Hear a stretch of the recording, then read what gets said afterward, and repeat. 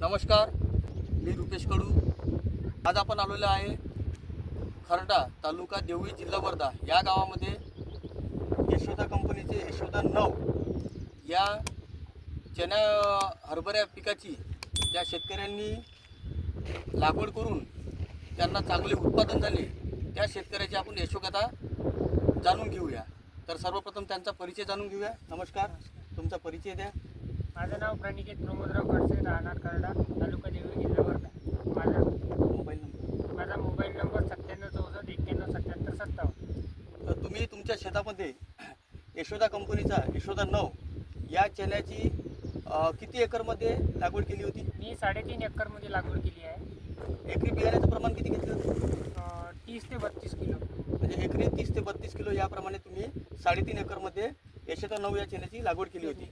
हो. तर तुम्हाला या चण्याची लागवड करताना सर्वप्रथम तुम्ही नियोजन करताना त्याच्यामध्ये बीज प्रक्रिया तसेच खताचं नियोजन कोणत्या पद्धतीने केले? सर्वप्रथम पहिले बीज प्रक्रिया केली. एकरी 2 बॅग 10-26 दिलं खतामध्ये. आणि त्यानंतर तुम्हाला या फवारणी तुम्ही किती घेतल्या चण्यावर? फवारणी 3 घेतली. 3 फवारण्या घेतल्या. आणि तुम्ही तुमच्या शेतामध्ये आता आपण हल्ली इथं शेतामध्ये आपण पाहत आहोत, तर मला असं दिसत आहे की तुम्ही 3.5 एकरमध्ये तुम्हाला 70 ते 72 कट्टे आपण मोजले आता नुकतेच. तर 70 ते 72 म्हणजे ॲव्हरेज जर पकडला झाला तर 14 क्विंटलचा एकरी ॲव्हरेज तुम्हाला लागलेला आहे. तर तुम्ही फवारणी 3 घेतले, खताची 1 डोस दिला 10-26-26चा म्हणताय. आणि तुम्हाला याच्या व्यतिरिक्त या चण्यामध्ये आणि इतर वाणाच्या तुलनेमध्ये तुम्ही दरवर्षी चणा घेत असता तुमच्या शेतामध्ये, तर इतर वाणाच्या तुलनेमध्ये आणि यशोदा 9 या चण्यामध्ये काय फरक दिसून आला?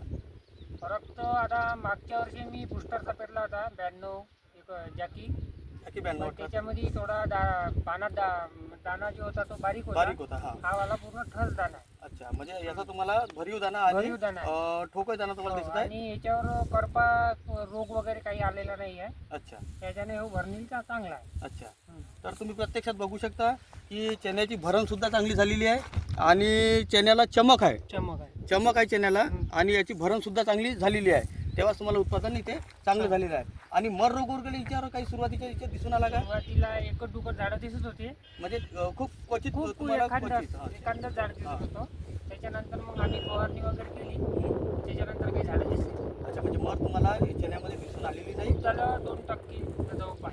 तर तेवढी ते नॉर्मल म्हणजे असतेच, पण ते तुम्हाला इतर वडाच्या तुलनेमध्ये याच्यावर मर दिसून आली नाही.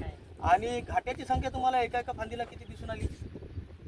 जवळपास 8-10च्या जवळपास. म्हणजे 10च्या घाट्याची सिरीज तुम्हाला एका फांदीला दिसून आली.